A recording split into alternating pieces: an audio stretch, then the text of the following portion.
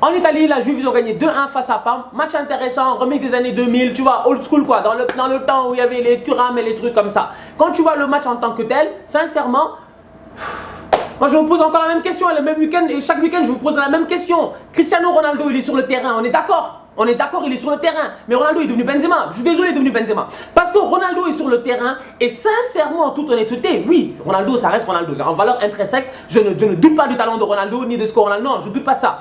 Mais dans le système de jeu de Allegri, là, dans un match comme face à Parme, elle est où son utilité? En fait, qu'il soit sur le terrain, qu'il ne soit pas sur le terrain, je ne le vois pas. Et je vous ai dit ça le week-end passé et le week-end d'avant. Cette Juventus de Turin-là, à chaque fois qu'elle jouera face à une équipe qui voudra jouer, ils vont les taper. Maintenant, la question que je me pose, c'est de savoir, Ronaldo, il est sur le terrain, c'est le 11e joueur, mais quand il est sur le terrain, tu as l'impression qu'il joue à 10 parce que le mec n'a aucun impact. Mario Mandzukic a encore marqué, Matuidi a aussi marqué. En fait, je te pose des questions, il est où celui qui doit marquer? Derrière, Cristiano Ronaldo Junior, lui aussi, il a marqué, il a mis 4 buts ce week-end, 5-1 dans une victoire des U9 de la Juventus.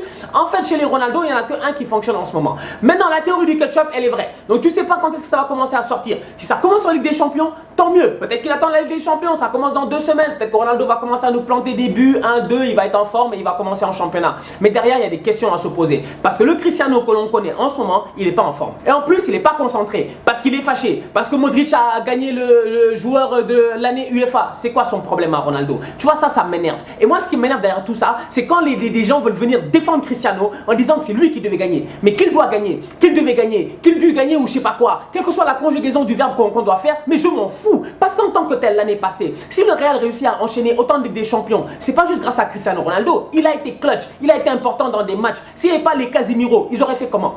J'ai une question à te poser, toi fan de Real. S'il n'y a pas Casemiro lors des 3 dernières années, tu ne gagnes pas de Ligue des Champions. C'est moi qui te le dis. S'il n'y a pas les Modric, tu ne gagnes pas cette Ligue des Champions. Donc à un moment donné, c'est un collectif qui gagne une Ligue des Champions. Donc toi, en tant que grand joueur, qui a gagné 5 ballons d'or, qui a tout gagné dans ta carrière, oui, tu as cette envie de gagner. Je ne dis pas qu'il ne doit pas avoir envie de gagner. Il doit continuer à avoir envie de gagner, non. Mais là, ce n'est pas Messi qui a gagné le joueur de l'année. Ce n'est pas un joueur du Barça qui l'a gagné. Non, c'est un de tes coéquipiers, un mec avec qui tu as passé les 6-7 dernières années, un mec avec qui tu as tout gagné, comme Luka Modric, un ange comme Modric en plus, qui ne parle pas beaucoup. L'attitude de Ronaldo, elle était déplorable, elle est dégueulasse, il ne doit pas faire ça. Pour son niveau à lui, sa communication à lui, que Allegri, son agent, que tout le monde parle en disant que oui, il est fâché, nanana. Il a quel âge, Cristiano? En ce début de saison à la Juve, il y a des joueurs qui sont intéressants. Szczęsny dans les buts, il est très intéressant parce que Buffon, on se posait la question. Reprendre la place de Buffon, c'est pas facile et Szczęsny ce week-end, il a encore fait un très bon match.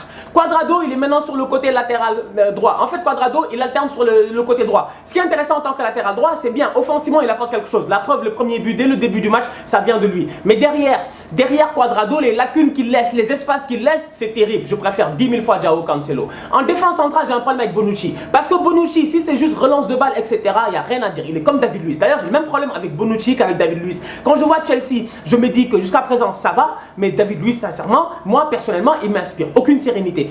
De Bonucci, bizarrement, j'ai l'impression qu'il est encore dans son délire, dans ses errances, dans ses trucs. Il n'est pas encore settled in. Et je ne comprends pas Allegri. Benassia, il sort d'une superbe saison et d'une superbe Coupe du Monde. Pourquoi il ne joue pas Benassia? Benassia devait jouer. Quand je parle de hiérarchie, c'est ça en fait. Bonucci, il est parti. Il a perdu sa place. Qui va à la chasse perd sa place. Tu ne peux pas revenir et prendre la place des gens comme ça. Naples a perdu ce week-end et je vois les gens s'enflammer à gauche à droite. Ouais, Napoli, la Gazzetta, ils ont mis un article. Naples, nanana, Ancelotti. Mais calmez-vous. Ancelotti, il arrive en championnat. Il a un but. Parce qu'on connaît De Laurentiis, c'est de gagner le championnat devant la Juve. Mais c'est difficile. La Juve, ils ont recruté Cristiano Ronaldo. Ils ont des Bernardeschi en pleine forme, etc. Ils ont un banc de ouf. Ils ont un 11 de ouf. Naples, ils n'ont pas de banc. Je suis désolé, Naples, dès qu'ils ont mis leur 11, ils ont mis leur meilleur 11. La preuve, il est obligé de faire entrer des Unas et des trucs comme ça sur le côté. Le mec qui était à Lille là. Ça montre à quel point Ancelotti, c'est difficile pour lui. Donc Ancelotti, il gagne 2 matchs d'affilée face à des top adversaires. Il perd son 3e match. Tout le monde panique. Tout le monde panique. Les gens sont en train de devenir fous. Non, je ne suis pas d'accord. Donnez-lui le temps. Ancelotti, c'est un grand tacticien. Donnez-lui le temps. Petit à petit, cette équipe-là va faire du lourd. Moi, je me dis, ce Naples-là, son recrutement, ce qu'ils sont en train de faire en ce moment, c'est impressionnant. Shout-out à Quagliarella, parce que Quagliarella, sincèrement, non, voilà les vrais bandits. Moi, je vous ai dit, c'est ces gens d'attaquants-là que je kiffe. Le mec, sincèrement, mais il t'a mis un bête de bus, il t'a mis une aile de pigeon, genre... Il a mis une magière aile de pigeon en l'air, un truc comme ça. Pour moi, c'est le but du week-end. Et en toute honnêteté, ça fait partie de ces attaquants-là que je kiffe en fait. C'est Quagliarella, Vincenzo Iaquinta, comment il s'appelle encore, Inzaghi. Tu sais, tous ces gens d'attaquants bizarroïdes là. Tu sais pas trop si les gars ils sont forts ou pas. Ils sont tombés dans le foot par hasard. Et pourtant, bizarrement, c'est des bons joueurs. En Espagne, le Real a gagné 4-1 face à Leganés. Maintenant, Lopetegui, sincèrement, je kiffe. Lopetegui, je kiffe. En fait, Lopetegui, il est à fond dans ses matchs. Vous avez vu quand Benzema a marqué, comment il est venu à côté de l'arbitre du VAR là pour regarder lui-même, pour être sûr que l'arbitre ne va pas le voler en fait, pour être sûr qu'il y a vraiment but. Lopetegui, il est vraiment dans ses matchs. Et d'ailleurs, Lopetegui ce week-end, pour la première fois, il fallait faire un choix drastique. Parce que faire jouer Courtois, pour moi, ça n'a aucune importance. C'était un match face à Leganés, la preuve, Courtois, on ne l'a pas vu. Ah, il était là, mais on l'a pas vu. En fait, moi je l'ai vu Courtois à la 20e minute quand il y a le penalty. Après, je ne l'ai plus jamais revu. Donc on va être sérieux, il y a eu 2-3 arrêts qu'il fait facilement. Mais Courtois, c'était pas le match le plus compliqué pour qu'il se mette en valeur. D'un autre côté, Lopetegui, le deuxième choix qu'il a dû faire qui est assez compliqué, c'est que Modric il revient. Faut qu'il joue. Maintenant, quand Modric joue, qui doit sortir entre Isco et Asensio? C'était ça notre gros point, le gros point d'interrogation. Finalement, c'est Isco qui sort. Et Isco, il sort pourquoi? Parce que Isco, il paye cher le fait que c'est lui le mec qui est le plus polyvalent de l'effectif. Isco peut jouer milieu droit, milieu gauche, milieu central sans aucun problème. Asensio ne peut pas. Et du coup, il est obligé de faire ce choix-là. Maintenant, Isco va-t-il réussir, va-t-il rentrer dans une rotation au milieu de terrain ou est-ce qu'il va faire une rotation entre Isco et Asensio? Je ne sais pas encore, mais c'était un bon choix. La preuve, ils ont gagné 4-1. Benzema au top de sa forme. Il va tout benzer. Je vous l'ai déjà dit. Moi, j'ai dit Karim Benzema, en toute honnêteté, j'ai énormément de respect pour lui. Parce que autant il y a des gens, ils donnent leur corps à la science, autant Karim Benzema a donné son corps à la carrière de Cristiano Ronaldo. Je suis désolé.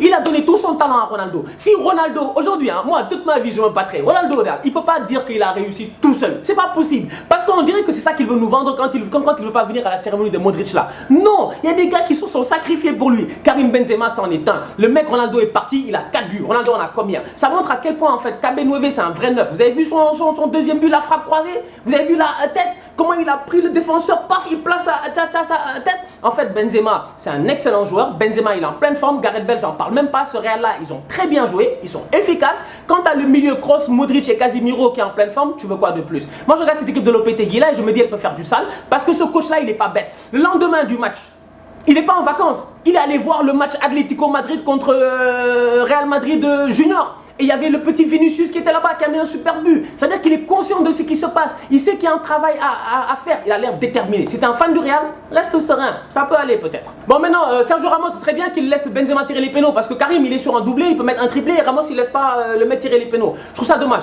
Transition, facile, Léo Messi. Léo Messi, lui, il a laissé Suarez tirer le péno parce qu'il sait que Suarez, c'est un vaurien, il n'est pas sérieux. Oui, Suarez n'est pas sérieux. Moi, Suarez, j'ai dit ici, Suarez pour moi, c'est un des meilleurs neufs de l'histoire. Je me battrai pour dire que Suarez, sincèrement, parce que Suarez, quand il est en forme, c'est un tueur, mais c'est le meilleur. C'est un tueur en fait. Mais Suarez, depuis le début de la saison, là, je vous l'ai dit, il joue à 2 à l'heure. La preuve, Messi lui a donné le péno pour le mettre en confiance. Mais avant ça, il avait quand même marqué. Il y a hors-jeu, il n'y a pas hors-jeu. Ça aussi, c'est un point d'interrogation. Il faudrait qu'on puisse comprendre parce que moi, je ne comprends pas. Le commentateur du match, il nous dit que les vidéos que nous, on voit à la télé et les vidéos que le VAR, il voit, ce n'est pas les mêmes. Que l'indicateur du hors-jeu que nous, on voit à la télé et l'indicateur du VAR n'est pas le même. Il y a un indicateur diffuseur et un indicateur VAR. Gérez-vous. Parce que nous, ça nous perd. Après, les gars viennent dans les commentaires se fâcher en disant il y avait hors-jeu, il n'y avait pas hors-jeu. Bon, en tout cas, le Barça a gagné. C'était un match très très facile. L'opposition, c'était n'importe quoi. Moi, quand j'ai vu Huescas, j'ai paniqué. Je pensais que c'était un match de Copa del Rey. Je me suis dit, depuis quand il y a des matchs de Copa del Rey en samedi? C'est quoi ça? Huescas, ils viennent d'où? Et j'ai vu première division. J'ai dit quoi? J'ai dit, mais attends, il y a un souci. La preuve, le Barça, ils sont trop sympas, sincèrement. Parce que moi, j'ai vu le début du match, mais Piqué. Mais en fait, il y a 2 joueurs. Moi, je me dis, l'anglais, il doit jouer. Et puis derrière, il faut trouver une solution à Suarez en ce moment en pointe. Parce que Piqué, je suis désolé, les 2 buts que le Barça prend là, c'est des buts inacceptables. Le Barça pouvait gagner 22, mais les 2 là, je ne veux pas accepter. C'est des buts totalement inacceptables. Ces errances défensives là, ces trucs Pourquoi ils sont distraits? Pourquoi Piqué il est distrait? Pourquoi ils ne sont pas concentrés en fait? Ousmane Dembélé il est en pleine forme et je continuerai à le dire. Dembouz, merci, ouais. Dembouz continue comme ça. C'est toujours moi, Dembouz. À chaque fois qu'il joue, je suis heureux en ce moment.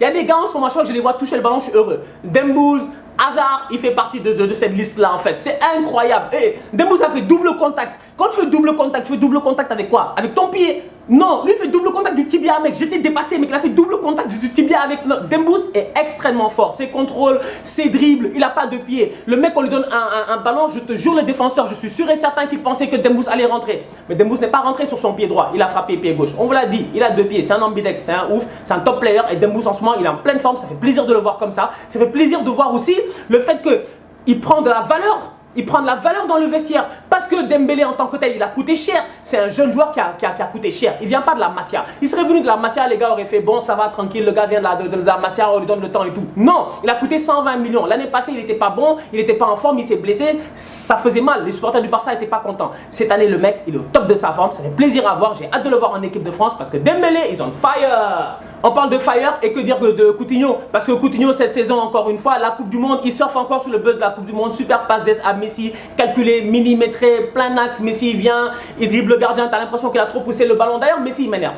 Parce que Messi, sincèrement, non, Messi, ce qu'il fait, c'est pas bien. Messi garde des relations entre les enfants et les parents. Moi, mon père, c'est un joueur de foot. La manière laquelle il a dribblé le joueur de Westcas, là, qui est tombé comme Jérôme Boateng, comme du n'importe quoi. Mais moi, je suis fils. J'ai genre 7 ans, 8 ans, 9 ans, 10 ans. Je suis devant la télé. C'est mon papa qu'on a dribblé comme ça. Mais il vient à la maison, je lui parle plus. Je lui parle plus. Et c'est ça le problème de Messi. Il est en train de prendre l'âme des familles comme ça. C'est pas du tout normal. Il est en crousade totale. Il est venu nous avertir. Son objectif, c'est même pas les championnats et tout. C'est la Ligue des Champions. Du coup, rendez-vous dans 2 semaines en Ligue des Champions. On se capte très bientôt pour un nouveau débrief. D'ici là, on continue à liker, on continue à partager. Ah ouais, la Bundesliga, ouais c'est vrai, le Bayern ils ont gagné comme d'hab contre l'équipe de Pavard là, 3-0. Goretzka, super match, rien à dire. D'ici là, tous outsiders la famille.